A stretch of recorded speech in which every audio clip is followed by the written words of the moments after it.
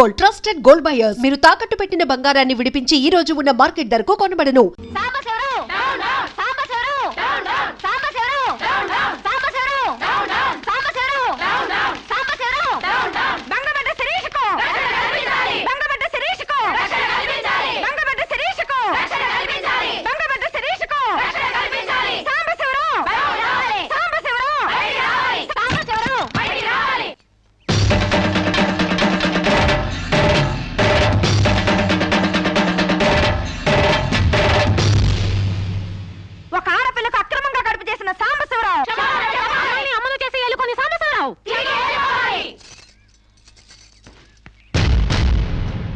Mister Sambasivarao, ఓ అమ్మాయిని అక్రమంగా ఇలా అమ్మని చేసి వదిలేస్తే ఆంధ్ర మహిళ ఊరుకుంటుంది అనుకున్నావా? చెయ్యెత్తి చేకొడుతుంది, నిన్ను చొక్కా పట్టుకుని బయటికి ఏడుస్తుంది. దానికి కడుపొస్తే మీరు నొప్పులు పడుతున్నారేంటి? ఆ అమ్మాయికి నీ వల్ల కడుపు వచ్చింది కాబట్టి, పుట్టబోయే బిడ్డకి తండ్రివి నువ్వే కాబట్టి, ఆ అమ్మాయిని మోసం చేసి శీలం దోచుకున్నావు కాబట్టి. దోచుకున్నానా? శీలం అంటే రాజమండ్రి సెంటర్ లో అద్దాల పెట్టిలో పెట్టుకుని అందరికీ చూపించే పబ్లిక్ ప్రాపర్టీనా పగలగొట్టి దోచుకోవడానికి? తెలివితేటలుగా మాట్లాడకు. ఒక ఆడదాన్ని కడుపు చేసి వదిలేస్తే చూస్తూ ఊరుకుంటాం అనుకుంటున్నావా? ఎందుకు ఊరుకుంటారు? పురుడు పోస్తారు. కాదు, న్యాయం చేస్తాం. అలాగే ప్రసూత ఆసుపత్రికి వెళ్ళి కడుపుతో వచ్చిన ప్రతి ఆడదానికి న్యాయం చేయండి, సంతోషిస్తాం. వాళ్ళు వాళ్ళ మొగుళ్ళతో కాపరాలు చేసి కడుపులు చేసుకున్నోళ్ళు, వాళ్ళకి మేం చేసేదే ఉంది? ఎక్కడా చేసేదేమీ లేదు. అది నాతో కావాలని కడుపు చేయించుకుంది. తాళి కట్టిన భర్తకి మాత్రమే కడుపు చేసే హక్కు ఉంటుంది మిస్టర్. తాళిని గౌరవించిన దానికి తాళితో పనే ఉంది సిస్టర్. ఒళ్ళు కొవ్వెక్కిన దానికి మొగుడుతో పనే ఉంది పెద్ద సిస్టర్. ఆచారాలు లెక్క చేయని దానికి కాపురంతో పనే ఉంది మొద్దు సిస్టర్. కుక్క పిల్లలు పెట్టాక నువ్వే బాధ్యుడివి, నువ్వే తండ్రివని దాంతో గడిపిన మగ కుక్కని ఎలా అడగదు, ఇది అంతే. ఏది అడగకూడదు. మరీ వల్గర్ గా మాట్లాడుతున్నావు. ఒక ఆడదాన్ని బజార్ కుక్కతో పోలుస్తావా? నువ్వు ఇట్రా ఇట్రా. అది మనిషిలో ప్రవర్తించినట్లయితే మనుషులతోనే పోల్చేవాడిని. ఆచారాలు వ్యవహారాన్ని ఆకుముక్కలు చూసేదానికి జంతువుకి తేడా ఏమీ లేదు. నువ్వు మరీ టూ మచ్ గా మాట్లాడుతున్నావు మిస్టర్. అదే ఆడదానికి మచ్చైనప్పుడు టూ మచ్ గానే మాట్లాడతాను. దీంట్లో మీరే ఏదో రాశారుగా, కొంతకాలం పెళ్లికి ముందు డేటింగ్ కాపురం చేయమని. బురదలో కాలేస్తే బురద అంటదా? కాపురం చేస్తే కడుపు రాదా? ఇదేనా నీ ఆఖరి మాట? ఇదే నా ఆఖరి మాట, మొదటి మాట. పిలిచి కాపురం చేయమంటే చేయనంటానికి నేను జాకులు అనుకున్నావా? అదే కాదు, మీలో ఎవరు డేటింగ్ చేయమన్నా కాదనలేను.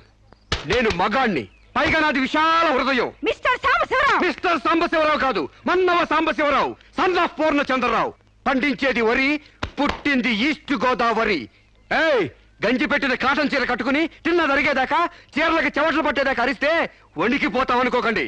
మీకంత రోడ్లెక్కాలనే తాపత్రయం ఉంటే ఏ శ్రమదానానికో జన్మభూమికి వెళ్ళండి. అంతేకాని ఇలా గర్భధానం కేసులని, బంజరు భూమి కేసులని రోడ్ల మీదకి ఎక్కండి, కంపు కొట్టుద్ది. శాంతకుమారి, ఒక ఆడదాని శీలంతో ఆడుకున్నావండి, మామూలుగా వదలకూడదు. ఇష్టానికి వ్యతిరేకంగా మానభంగం చేస్తే పోయేదాన్ని శీలం అంటారు శాంతకుమారి. మొగుణ్ణి గాలికి వదిలేసి చాటుగా రంగు సాగిస్తే పోయేదాన్ని శీలం అంటారు శివపార్వతి. ప్రేమంటూ పార్కుల్లో ఫైట్లు అడుగుసుకుంటే పోయేదాన్ని శీలం అంటారు రమణ కుమారి. అంతేగాని డేటింగ్ పేరుతో కామం తీర్చుకోవాలని పడుకుంటే ఊడేది శీలం కాదు కన్యాకుమారి. మాకు తెలిసినా ఏ ఊరుతుందో నువ్వేం చెప్పక్కర్లేదు. శభాష్! ముందు శీలం అంటే ఏంటో తెలుసుకుని, అది మీకుందో లేదో తెలుసుకుని, నన్ను అడిగే అర్హత మీకుందో లేదో తెలుసుకుని నా దగ్గర రండి. ఇంకొకసారి మహిళా మండలని, మట్టి కుండలని, తుమ్మ మండలని వచ్చారంటే డేటింగ్లు వాంటింగ్లు జరిగిపోతాయి. పండించేది వరి, పుట్టింది ఈస్ట్ గోదావరి.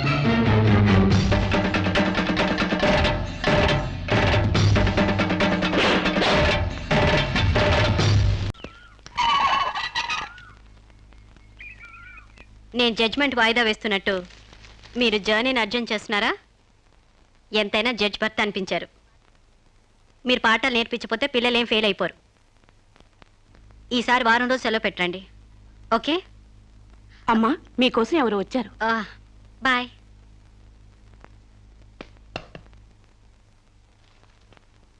నమస్కారం అండి, నా పేరు సాంబశివరావు అండి. నువ్వు శిరీష తాలూకు మనిషివి కదూ? అవునండి. సారీ, నేను ఇంట్లో కోర్టు విషయాలు మాట్లాడను. నేను అందుకు రాలేదండి, కొన్ని సొంత విషయాలు మాట్లాడుకుందామని. సొంత విషయాలా? హాయ్, కొంచెం పర్సనల్ అండి. చెప్పండి. అది మన ఇద్దరి మధ్య ఉండాల్సిన పర్సనల్ అండి. మీరు కాసేపు బయట ఉండండి.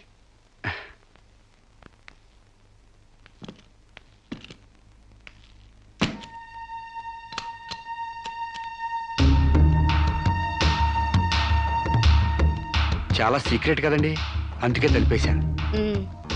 చెప్పు. మీ వారు ఢిల్లీలో ఉంటారంట కదండి? అవును, అక్కడ మీ వారు లీడరో అంట కదండి? University reader. 15 రోజులకోసారి వచ్చి వెళ్తుంటారంట కదండి? ఇవన్నీ నీకెలా తెలుసు? కావాల్సిన వాళ్ళ గురించి ఆ మాత్రం తెలుసుకోలేమంటండి.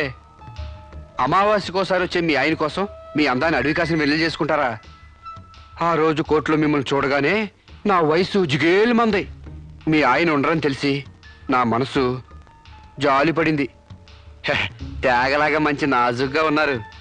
ఎందుకిలా మీ అందాన్ని మగ్గబెట్టుకుంటారు? ఓ పని చేయండి, మీరు నన్ను ఉంచుకోండి, లేకపోతే నేను మిమ్మల్ని ఉంచుకుంటాను. రాస్కెల్, నన్నెవరు అనుకుంటున్నారా? రంబన తలదన్నే మేనకే మీ కాలు మొక్కి అందగత్తి అనుకుంటున్నాను. మిస్టర్ సాంబశివరావు, ఆయ్, పండించేది వరి, పుట్టింది ఈస్ట్ గోదావరి.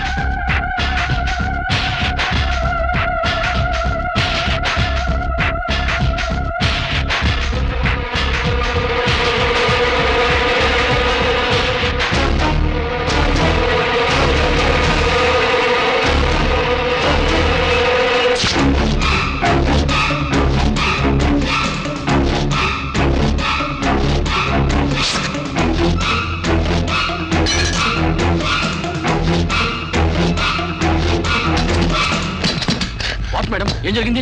అతను చాలా ఇండిసెంట్ గా ప్రవర్తించాడు. అసలు వీడి లోపల ఎందుకు రానిచ్చారు మేడం? ముందు అతను హాస్పిటల్ తీసుకెళ్ళండి please. Constables, call the ambulance. ఆగండి.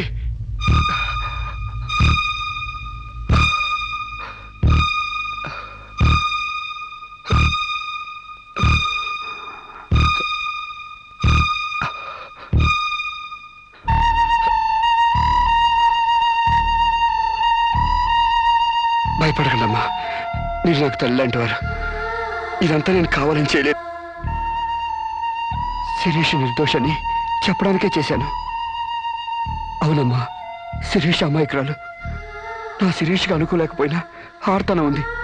మమకారాన్ని అర్థం చేసుకోలేకపోయినా మానవునికి విలువిస్తుంది. రాష్ట్రం కాని రాష్ట్రం వెళ్ళొస్తేనే స్టైల్ పెరిగే ఈ రోజుల్లో 20 సంవత్సరాలు ఫారిన్లో ఉండొచ్చిన శిరీష్కి ఇతరుల్ని డామినేట్ చేయాలనే తప్ప వేరే ఆలోచన లేని పిచ్చిది. మీరు ఒక జడ్జి అయ్యిండు కూడా ముందు వెనక ఆలోచించకుండా రేపు చేయబోయి నన్ను కత్తితో పొడిచారు. ఎందుకు?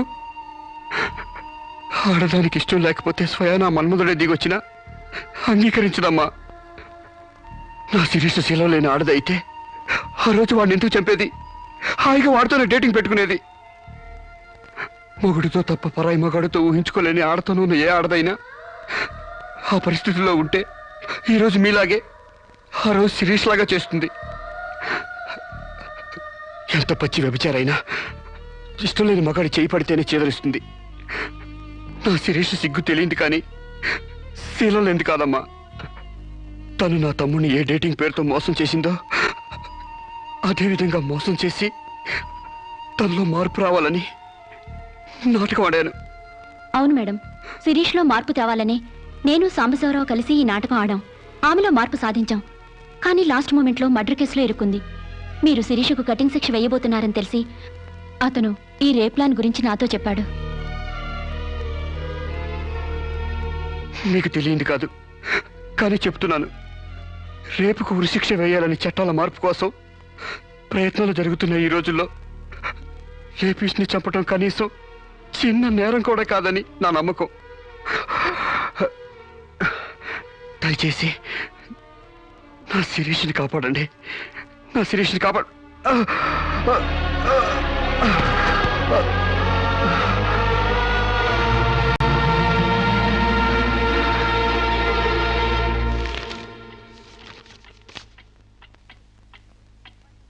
మనల్ని కుట్టినా కుట్టకపోయినా చీవని తేలిని పావుని చంపేస్తున్నాం మనకు హాని కలగకూడదని.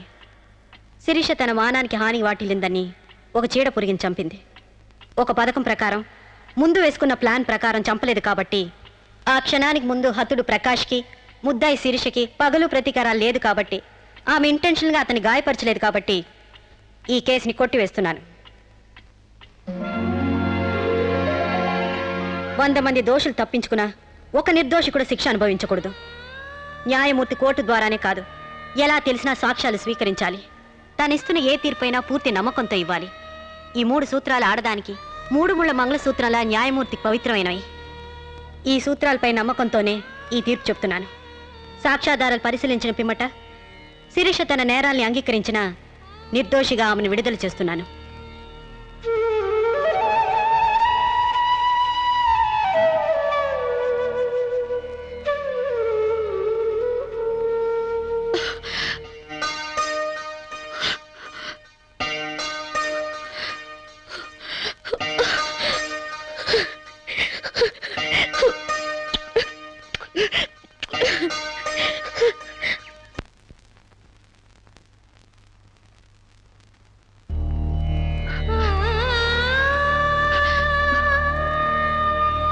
మన సాంప్రదాయాల సంస్కృతుల వాల్యూ తెలుసుకున్నాను.